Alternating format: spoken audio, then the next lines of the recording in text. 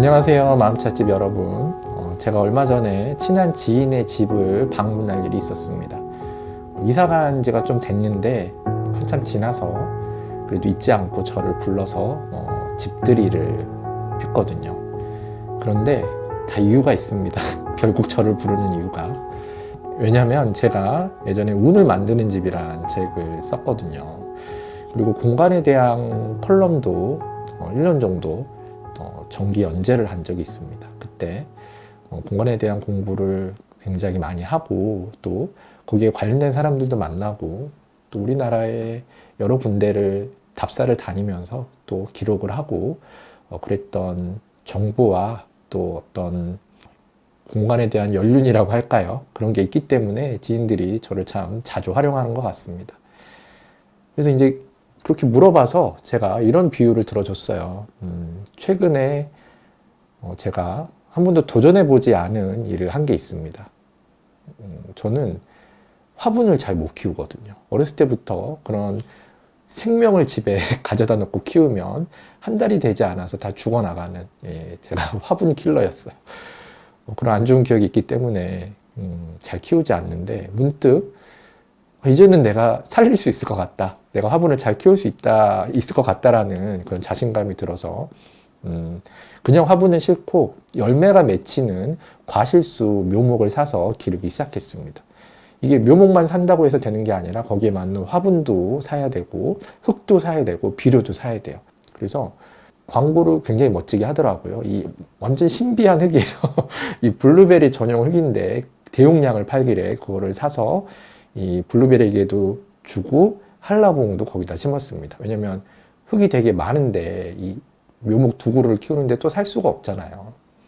그리고 비료도 천연 비료가 있어요. 조갯가루 비료라고 해서 좀 너무 멋지게 선전을 해놨더라고요. 그래서 조갯가루 비료도 사서 이 한라봉에도 뿌려주고 블루베리에게도 뿌려줬습니다. 그리고 양지 바른 곳에 잘 놔두고 물도 열심히 주고 키웠죠. 그런데 일주일 정도 됐을 때였어요. 뭔가 쇠한 느낌이 드는 거예요. 그리고 어렴풋이 한라봉이 저에게 말을 거는 것 같기도 하고 블루베리가 저에게 뭔가 불평을 하는 느낌이 들더라고요. 그래서 내가 뭔가 애들을 잘못 키우고 있나 그래서 또 열심히 자료를 조사해 봤습니다. 그랬더니 제가 정말 큰 실수를 했더라고요. 일단 되게 무식하면 용감하다고 제가 너무 블루베리와 한라봉에 대해서 모르고 있었던 것 같아요. 블루베리는 산성 토양에서 잘 자라요. 왜냐면 습기에 약하고 균에 약하기 때문에 산성 토양 안에서 스스로 약간 살균을 하면서 자랄 수 있는 거죠. 그런데 한라봉은 약산성이나 중성 토양에서 잘 자랍니다. 그러니까 산성 토양에서는 잘 자라지 못하는 거예요. 근데 제가 어떻게 했죠? 한라봉을 산성 토양에 심었어요. 그리고 또 하나 뭘 실수를 했냐면 이 조갯가루는 알칼리성 성분이 강합니다. 그러니까 이 한라봉은 잘 자랄 수 있어요, 그나마. 그런데 이 산성 토양을 좋아하는 블루베리는 이 조갯가루가 상당히 치명적일 수 있는 거죠. 그래서 제가 뭘 한 거죠, 지금? 이게 블루베리에게는 좋은 토양을 주고 먹지 말아야 될 음식을 주고 이 한라봉에게는 살기 힘든 토양을 주고 음식을 주고 그러니까 이 저의 무지가 어떻게 보면 명당도 아니고 흉당도 아닌 이상한 땅을 만들어 버린 거죠. 이 되게 비슷한 예로 이 양파 얘기가 있어요. 양파 얘기. 내가 사는 공간에 과연 어디가 생기가 있는 곳인가를 알아보는 방식으로 옛날에는 양파를 많이 활용했거든요. 우리가 이 컵에 물을 담그고 거기에 양파를 담가 놓으면 이게 약간 수경 재배하는 것처럼 뿌리를 내려서 양파가 거기서 싹을 피우기 시작하잖아요. 요거를 활용해서 예전에 내가 사는 공간이 어디가 좋은 공간인지를 판단하는 게 있었습니다. 그래서 어떤 분이 거실에 양지 바른 곳에 양파를 두고 또 다른 곳에는 주방 근처에 빛이 들지 않고 약간 습도가 있는 곳에 양파를 뒀어요. 자기는 당연히 양지 바른 거실에서 양파가 잘 자랄 줄 알았죠. 왜냐하면 거기가 좋은 곳이라고 생각했으니까. 그런데 나중에 알고 봤더니 이 주방에서 훨씬 양파가 더 잘 자라는 거예요. 그래서 이분이 결론을 내렸죠. 우리 집에서 가장 좋은 곳은 주방이다. 되게 맞는 판단인가요? 아니에요. 양파는 초기에 싹을 내릴 때는 직사광선이 없고 약간 습기가 있는 곳에서 싹을 잘 내립니다. 그리고 수경재배 하는 거잖아요. 해가 잘 되는 곳에서 그 양파를 기르면 이 물이 다 증발해 버리는 거예요. 자랄 수가 없죠. 그래서 이거는 양파의 생리와 관계가 있는 것이지 내 땅이 좋고 안 좋고 내가 사는 곳이 좋고 안 좋고는 아무 상관이 없었던 겁니다.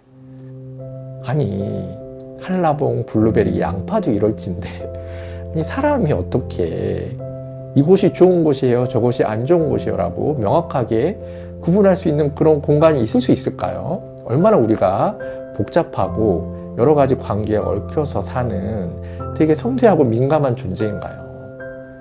그런 공간은 있을 수 없다라는 거죠. 그러니까 무조건 나에게 좋고 이곳에 가면 내가 잘 되는 곳, 이런 곳은 현대 사회에서는 거의 찾기 어렵다고 보면 됩니다. 예전에는 다를 수 있었어요. 예전에는 훨씬 삶의 형태가 단순하고 우리가 살아가는 뭐 삶의 루틴이라든지 어떤 목표, 그런 관계 방식이 단순했습니다. 중심이 농경 사회였죠. 그렇기 때문에 농경에 최적화된 곳은 어디인가라는 답이 있었어요. 근데 지금은 너무 사는 모습이 다르잖아요. 이게 의미하는 게 뭐냐면 결국에는 이런 이야기일 수 있어요. 내가 과연 블루베리인가, 나는 한라봉인가, 나는 양파인가를 내가 알고 있냐라는 질문을 던질 수 있는 거죠. 혹은 이렇게도 던질 수 있어요. 내 육체는 한라봉의 육체를 타고났지만 내 생활의 패턴은 블루베리의 패턴이고 내가 맺는 관계는 양파일 수 있는 거. 그러면 이 세 가지의 다른 공간이 나에게 필요한 겁니다. 내가 나를 얼마나 잘 알고 있는가가 내가 얼마나 좋은 공간을 만들어내고 선택할 수 있는지에 대한 어떻게 보면 기준이자 내가 나를 아는 만큼 내가 좋은 공간을 만들어낼 수 있다라는 그런 어떤 하나의 정의가 나올 수 있는 이야기예요. 여러분들은 여러분들을 얼마나 알고 계신가요? 예를 들어서 이렇죠. 내가 지금 한참 돈을 벌어야 돼요. 사실 난 건강이고 뭐고 다 필요 없이 지금 나는 어쨌든 투자를 잘해서 이 투자를 통한 부의 성장을 이루고 싶어요. 이랬을 때는 내가 사는 공간의 첫 번째 목적이 투자해야 되는 겁니다. 그런데 어디 공기 좋은 산속에 집을 사거나 정말 뭐 주위에 지하철도 없고 뭐 또 없어요. 이런 곳에 그냥 집이 멋있고 뭔가 편한 느낌이 들어라고 그 안에 들어가는 건 좋은 선택을 하는 게 아니죠. 이곳은 좋은 공간이 아닙니다. 근데 반대로 내가 너무 열심히 살다 보니까 몸이 힘들어요. 그래서 난 운동도 해야 되고 좋은 공기도 마셔야 돼요. 그런데 너무 이 욕심이 앞서서 그런 건 다 무시하고 시내 한복판에 나중에 투자 가치가 있는 곳에 공간을 사고 그곳에 내가 머문다? 그랬을 때는 약간 소탐대실 할 수 있는 겁니다. 내가 사는 곳이 좋은 공간이 안 되는 거죠. 이렇게 볼 수도 있어요. 그리고 이런 걸 떠나서 그냥 아주 기본적으로 내가 사는 곳이 좋은 곳인가 아닌 곳인가를 알아보는 방법이 있기도 합니다. 아주 간단한 방법인데 5분 정도 눈을 감고 눈을 감은 상태에서 다른 감각을 통해서 내가 머물고 있는 공간을 느껴보는 거예요. 자, 이거 별거 아닌 것 같지만 잘 생각해 보시면 우리는 잘 때를 빼고 단 한 번도 의도적으로 5분 정도 눈을 감고 내가 있는 공간에 있지 않습니다. 자, 눈을 감으면 어떤 일이 일어날까요? 우리는 거의 우리 감각의 70% 정도를 눈이라는 감각을 통해서 정보를 얻어요. 그런데 이 눈을 감잖아요. 그러면 아무것도 못 느끼는 게 아니라 눈이 아닌 다른 감각들이 열리면서 그 다른 감각들을 통해서 내 주위를 느끼기 시작합니다. 우리는 늘 눈으로 이 공간을 보기 때문에 익숙해요. 뭐가 좋은지 나쁜지 그리고 어떤 영향을 미치는지 모릅니다. 그런데 눈을 감는 순간 눈이 아닌 더 많은 감각들이 이 공간에 대한 정보를 흡수하기 시작해요. 최소한 이런 것들을 느낄 수 있어요. 눈을 감았더니 느끼지 못했던 위층 사람, 내가 아파트에 산다면 위층의 느낌, 층간소음이 아니라 그냥 살아있는 어떤 존재감이 느껴져요.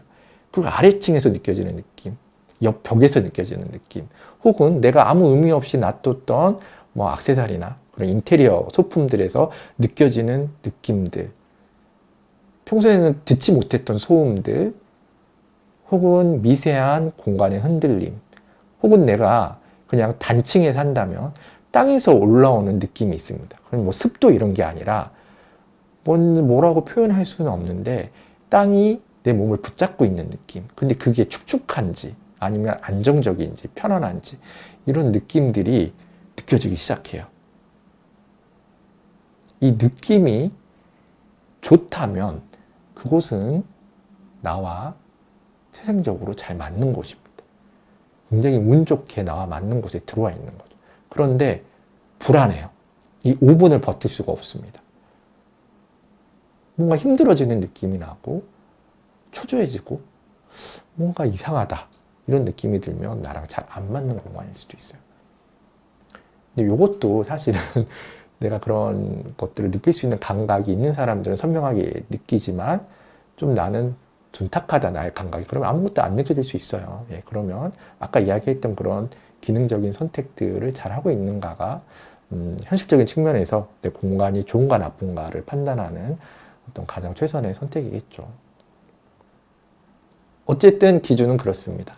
내가 사는 공간이 나에게 잘 맞는가 아닌가는 내가 나를 얼마나 잘 알고 있는가 그 알의 크기만큼 좋은 공간을 선택할 수 있는 확률도 높아진다라는 것.